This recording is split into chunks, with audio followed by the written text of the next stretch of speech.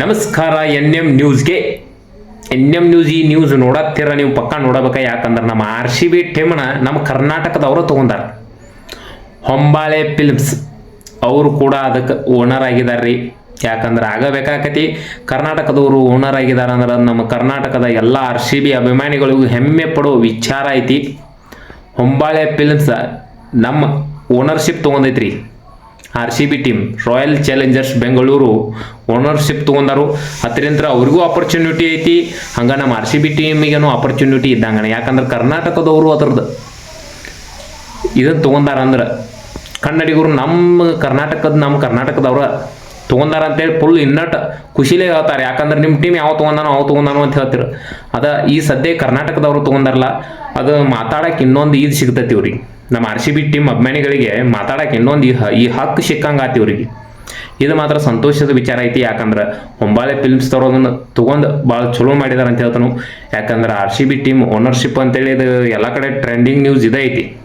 ಅದಕ್ಕೋಸ್ಕರ ನಾನು ಈ ನ್ಯೂಸ್ ಮಾಡೋದನ್ನ ತೊಗೊಂಡಿದ್ದು ಮಾತ್ರ ಖರೆ ಐತಿ ಅಂತ ನಾ ಅನ್ಕೊಂಡನು.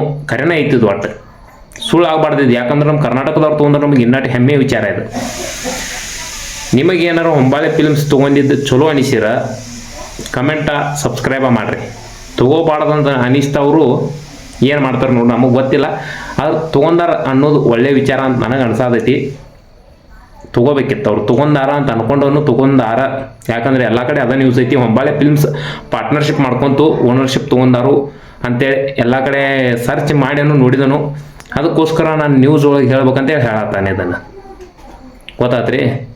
ಹೊಂಬಾಳೆ ಫಿಲ್ಮ್ಸ್ ನಮ್ಮ RCB ಜೊತೆ ಪಾರ್ಟ್ನರ್ಶಿಪ್ ಮಾಡ್ಕೊಂಡಾರು, ಓನರ್ಶಿಪ್ ತೊಗೊಂಡಾರು. ಇದು ಖರೆ ಅಂಥೇಳಿ ನಾ ಅನ್ಕೊಂಡನು. ಇದು ಯಾರಿಗಾರ ಖರೆ ಅಂತ ಅನಿಸಿರ ಕಮೆಂಟ್ ಮಾಡ್ರಿ. ಅವ್ರು ತೊಗೊಂಡಾರ ಇದ ಖರೆಪ್ಪ ಅಂತೇಳಿ ನೋಡುನು.